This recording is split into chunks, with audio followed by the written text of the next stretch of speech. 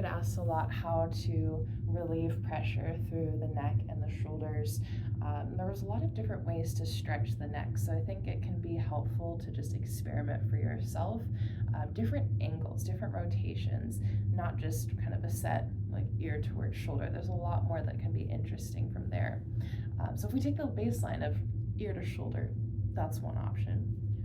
Rotation down towards the shoulder versus up towards the sky will pull in different areas. From ear to shoulder and a little more flexion, curl of the chin in. Again, from that place, small bits of rotation are going to feel different. So that's just changing the angle of the head.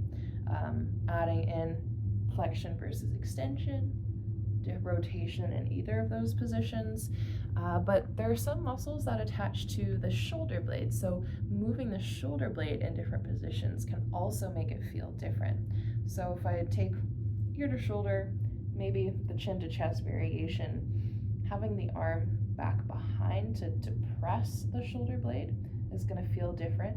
Then taking the arm overhead, so the shoulder is elevated, it's upwardly rotated, and in this position I like to let the weight of my arm kind of add a bit more pressure through my head, and again finding small changes in the angle there.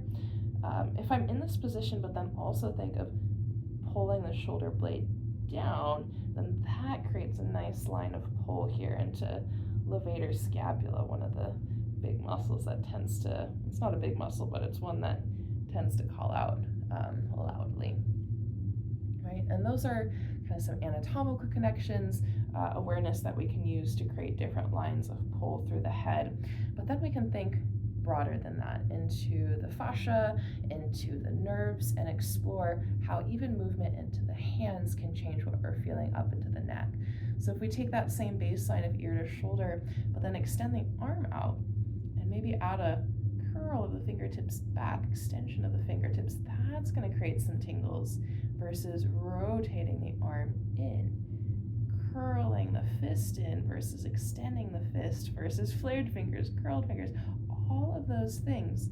Arm further back, arm pulled forward, adding in changes of rotation with that. This sense of exploration, I think, can be even more helpful than just saying that this is the one neck stretch that can be useful for this area of the body. Having that sense of curiosity of what you notice in different shapes, how you can feel less linear, or can provide less linear movements to the body, right, can take us out of familiar patterns and we might find something new. So play with all parts of the limbs, even, you could take it down into the torso and see what feels most relevant.